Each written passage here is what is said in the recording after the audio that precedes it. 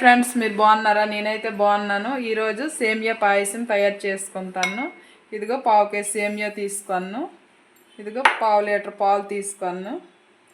ఈ dry fruits వేపుకోవడానికి జీడిపప్పు, ఇదిగో కిస్మిస్ తీసుకొని ఇది వేపుకోవడానికి కొంచెం నెయ్యి తీసుకున్నాను.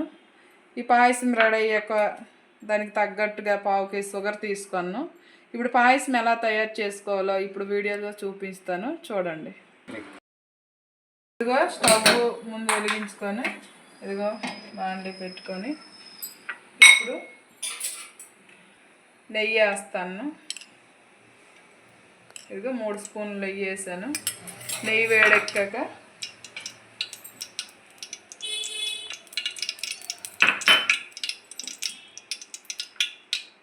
ఇదిగో ఇప్పుడు నెయ్యి బాగా వేడెక్కింది. ఇప్పుడు ఫ్రూట్స్ ఇవి వేసుకొని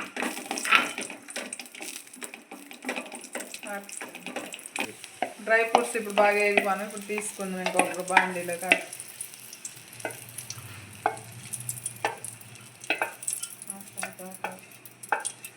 కొంచెం సేమియా వేపుకోవడానికి మరి కొంచెం 2 స్పూన్లు నెయ్యి వేసుకుంటాను. ఆల్రెడీ నెయ్యి వేడయింది కాబట్టి కొంచెం సేమియా వేసుకున్నాను.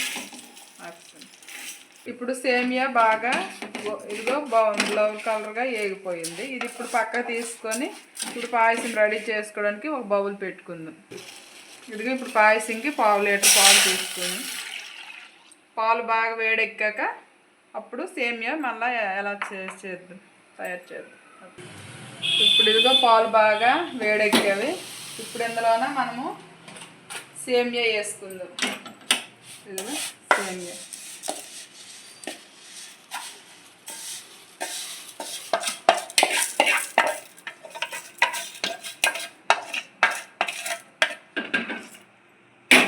వేసుకొని బాగా ఉడకనిద్దాం.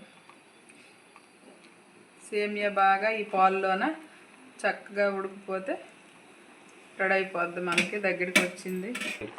ఇదిగో పాయసము ఇప్పుడు దగ్గరికి సేమియా పాయసం దగ్గరికి అయింది. ఇప్పుడు షుగర్ యాడ్ చేసుకుందాం ఇందులోకి.